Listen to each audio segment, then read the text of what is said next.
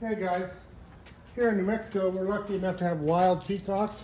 Right here is our albino peahen and her little guy.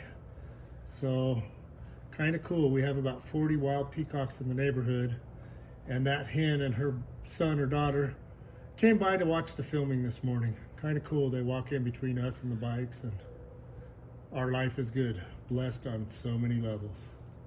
So, now we are back to where we were before. We are now introducing you to the Seafoam and Chrome, the ugliest bike on the planet. Here we go. We're gonna get her on the left. Oh, she goes. Ah, come on, baby. Okay. Now we gotta hold her steady for a minute. So this, in case you're wondering, is a 1971 Ironhead Sportster. It's an XLCH, I believe. Kickstart only. The story is this was some kind of show bike in the 90s. It has been parked. If you look at the license plate back there, last time it was registered was 1999, and the guy I bought it from said he bought it in 97 and it hasn't been run since. Long story short, they put these hideous Kawasaki Ninja rims and brakes on it. They cheeseballed them all in. This is an FLH front fender reversed, which a lot of the choppers have done, but they built this shroud with the chain through it, which is just a mechanical nightmare and scary. Way undersized rear sprocket. The engine and everything's pretty sound. It's a Paco frame, so I do have a title or MSO from Paco for the frame. I have the Harley Davidson 71 Sportster title for the engine, which is cool. I've got 2 titles on this bike, and I got it dirt cheap. I brought it home. The guy he said he hadn't tried to start it in 10 years. He went the day before he listed it on Marketplace, bought a new battery. It didn't help. He went and bought a new regulator. Didn't help. Put new spark plugs. Didn't help. His 4th trip to the local independent shop was to buy spark plug wires, which he gave me a brand new set of Excels, $49 set of spark plug wires. He bought a shovel head set. So he had the rear wire that's 6 inches long and the front wire, so he couldn't even put them on. So I brought it home, put a quart of oil in it, put some gas in and just nasty old tanks. Figured it can't hurt to try. Pulled the inspection cover off the points. The points were rusted together. The condenser just had all that corrosion and junk. So I dug through my parts. I had an old set of points and an old condenser. I didn't even know if I had ever used them or if they were viable. I stuck them in there and used my fingernail, and I kind of eyeballed about 20 thousandths. Didn't even use a filler gauge. Locked it in, kicked her 3 times. She fired up. She run like a scalded dog. She doesn't drip. She doesn't smoke. Amazing that sitting 25 years old and a quart of oil and a little bit of gas and a couple kicks, she fired right up. She runs strong. I bought her just for parts. I was going to part her out. I've got a lot of Ironhead guys looking for parts, but she's a strong running machine. So now I'm kind of pigeonholed into got to do something with it. So this is Seafoam and Chrome. The old lady loves her. We're keeping her, and that's going to be our next few videos, is going through this machine. So thanks for watching, guys. And keep watching, kickstart that like button. Okay, so we got Seafoam on the lift. Just kind of a little review what we're gonna do with her. Mechanically, she's sound. We gotta get rid of this green on the jugs. We're probably just gonna mask everything off. We might pull it completely out and paint the frame too, but we are gonna leave her in the rigid frame. The front end is actually a 33.5. These are extremely rare. It has these wings here for the front fender. So I think these were only 2 years. Unfortunately, they did weld brackets on here for this stupid Kawasaki brake cylinder on both sides. But we're gonna cut and clean those up. But this is a true 33.5 front end for Sportster. They're like hen's teeth, man. You don't find them. In fact, it's a cable driven. This leg should be on that side. And this leg is where the cable went. So it's a cable mechanical drum brake.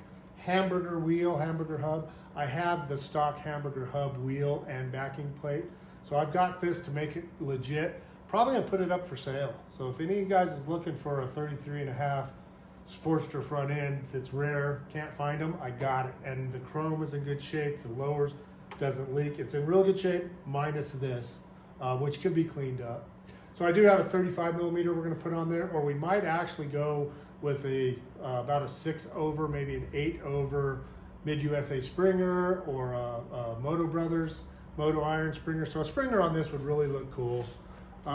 Tanks, and we're probably gonna paint the frame black. The old lady, this is gonna be her bike. She likes the seafoam.